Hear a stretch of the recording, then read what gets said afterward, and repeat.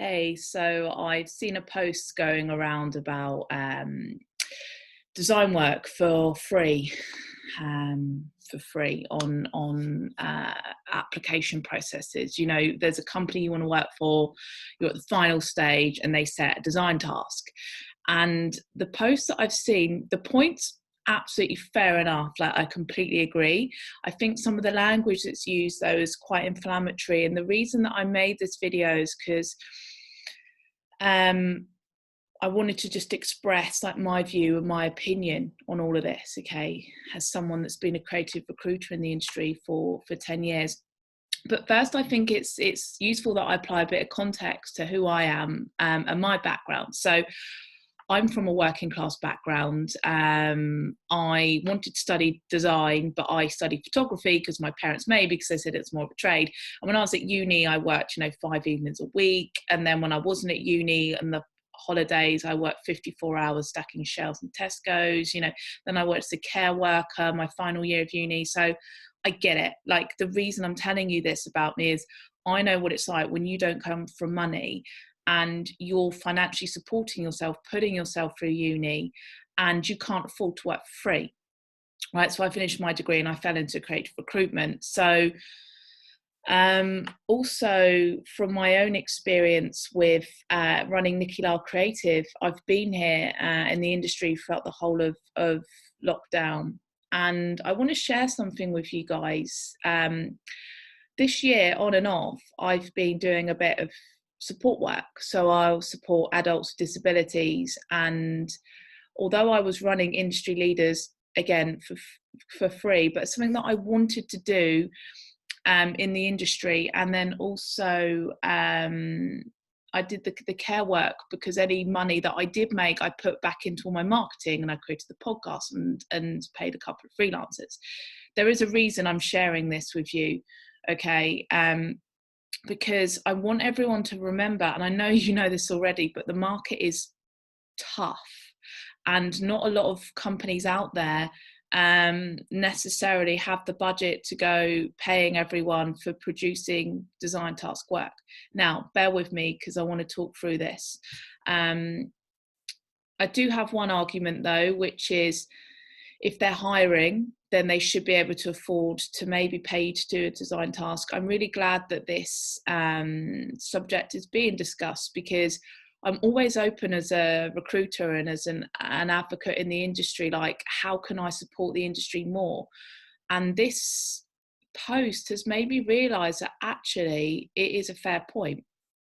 And going forwards, when I'm working roles with clients, when they're trying to decide between two candidates, I have a rule. I only submit 3 to 5 people max to every job, because I say to my clients, look, I don't want to get multiple people's hopes up. You work with me, you get a few cherry-picked options. But that being said, my clients do set design tasks. Normally when they're trying to choose between 1 to 2 candidates. Now, this is how a design task is beneficial for you as a candidate. One, it's good to work your creative brain. I know that you might be doing that with other projects, but it's good to tackle these things, to have experience, to wrap your head around a different brand, to use it in your portfolio. There's so many candidates out there that have this kind of work in their portfolio. And also it can give you a chance with that company, because when companies set these design tasks, not every creative has the best portfolio, okay? It might just be you're better as a designer and a creative, and your portfolio is not as good. No, not as good, sorry, but not as reflective of what you can do. Now, this design task gives you a chance to show what you can do. And also your portfolio might feature work from other designers in it as well. So it gets the client to really understand your process and how you work. And this is why they set them. And with this particular post, why I've decided to create this video is I don't think it's helpful in our industry at a time when people are feeling really stressed to use language such as ghosting and toxic. Because this design agency, right, that's setting you a brief, that's not straight off the bat saying, let me pay you a freelance fee for working on this, they're just following a formula of the industry that's always been the case. And they're just doing that. They're not actually doing anything wrong. They're not trying to exploit you. You know, they're not trying to go out their way to make your life more miserable by getting your hopes up. And I think it's so important that while we're all isolated at home and trawling through social media, that you're not latching onto this narrative and that this is what the industry is doing to you, because it's not helpful to anyone's mental health in this time to believe that, because that's not true.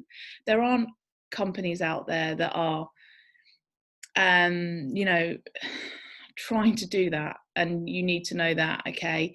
But that being said, as I referenced earlier, I'm going to make sure as a creative recruiter that when I'm working these jobs with clients and they're setting design tasks, that I make suggestions about a fee that's paid.